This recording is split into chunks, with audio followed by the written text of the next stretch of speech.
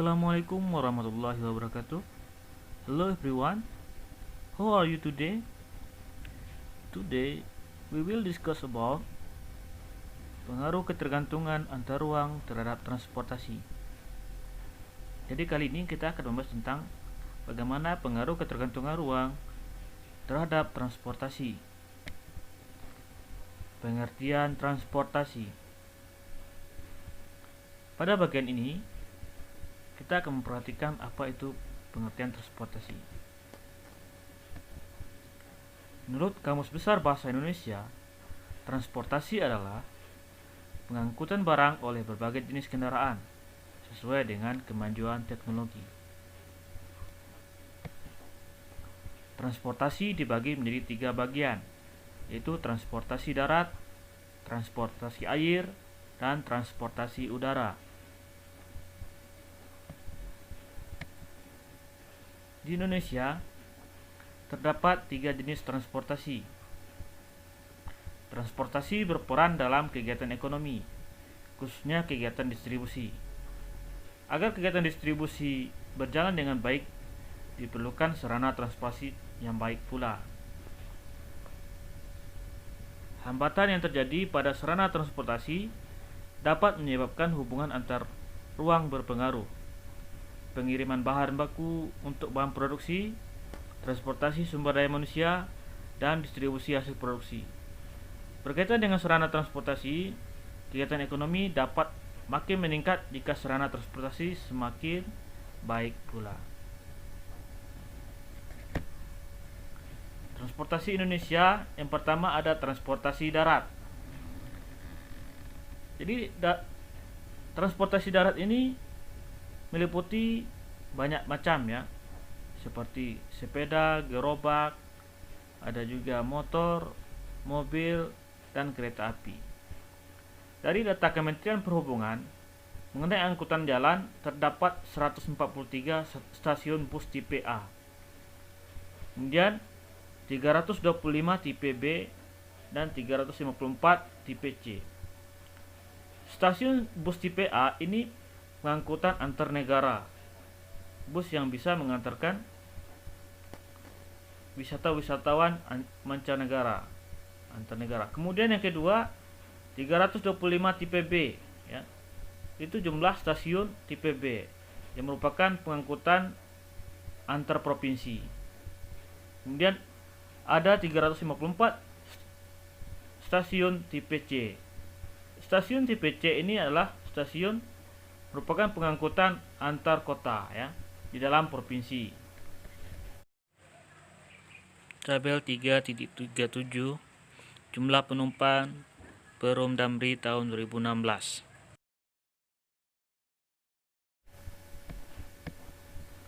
Pada angkutan kereta api tahun 2016 terdapat 560 stasiun kereta api dan 426 stasiun berada di Jawa, 134 berada di Sumatera. Jadi kereta api ini tidak semua daerah Indonesia memiliki rel kereta api atau angkutan kereta api, karena kondisi geografis yang sangat menentukan. Kemudian yang kedua, kita akan melihat bagaimana transportasi air. Data Kementerian Perhubungan, pada tahun 2016 terdapat 207 pelabuhan penyeberangan dengan 216 dermaga penyeberangan ferry pos. Itu adalah data dari Kementerian Perhubungan ya. Di pada tahun 2016 itu terdapat 65.156.014 jumlah penumpang kapal jenis ferry. Ya. Itulah data dari Kementerian Perhubungan. Tabel 3.38 jumlah penumpang angkutan penyeberangan pada lintas penyeberangan komersil tahun 2016.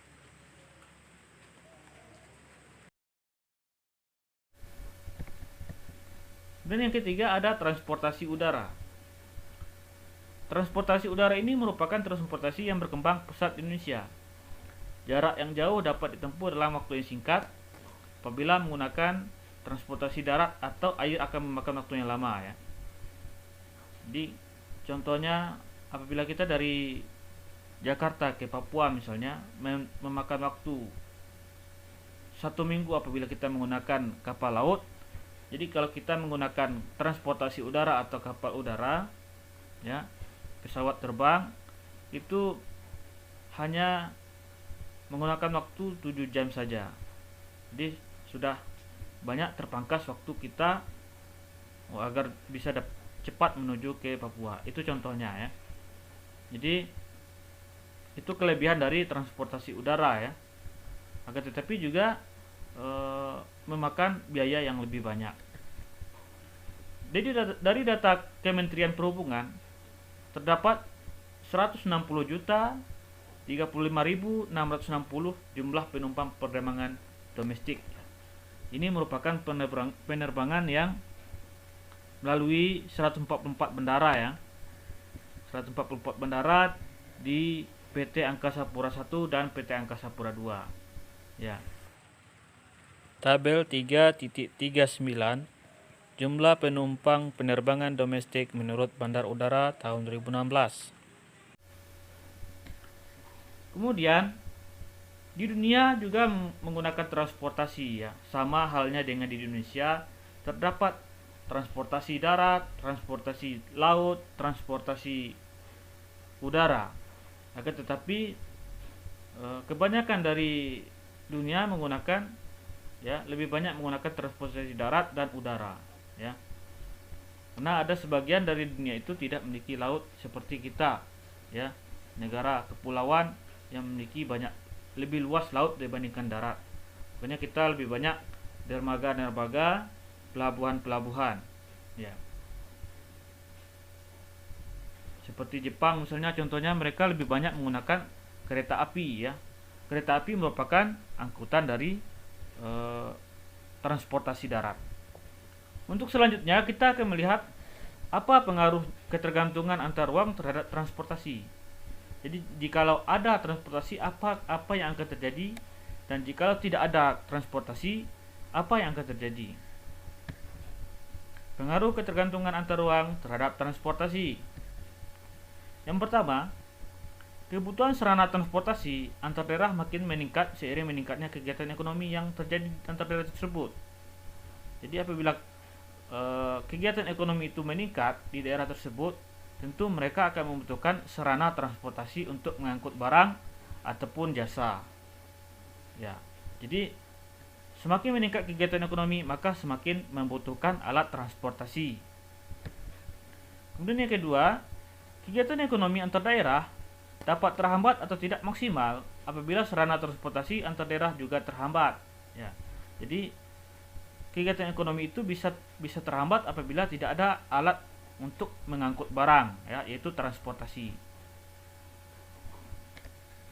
Selanjutnya, sarana transportasi di suatu daerah termasuk ketersediaan jalan, pelabuhan menjadi salah satu pertimbangan pengusaha dalam menginvestasikan modalnya di suatu daerah atau negara. Jadi ini merupakan suatu modal ya bagi negara ataupun daerah apabila ingin ada pengusaha-pengusaha yang ingin menginvestasikan ya dananya modalnya kepada daerah tersebut. Jadi mereka harus memiliki jalan yang bagus ya, kemudian pelabuhan yang bagus, sarana transportasi yang bagus sehingga mereka mau memberikan investasi atau menginvestasikan modalnya ke daerah tersebut atau negara tersebut. Jadi sarana transportasi itu yang buruk dapat menyebabkan kesulitan dalam penerimaan dan pengiriman barang ya, sehingga dapat meningkatkan biaya transportasi. Jadi apabila kita membeli minyak ya, BBM itu di Papua itu harganya sangat mahal, berbeda dengan di Sumatera ataupun di Jawa. Kenapa? Karena biaya transportasinya lebih mahal dibandingkan dengan di daerah Jawa dan Sumatera. Makanya BBM situ lebih mahal dibandingkan dengan daerah-daerah yang lain. Itu contohnya ya. Jadi semoga antum bisa memahaminya bagaimana pengaruh ketergantungan antar ruang terhadap transportasi ya. Jadi ada 3 pengaruhnya, antum pahami Semoga antum bisa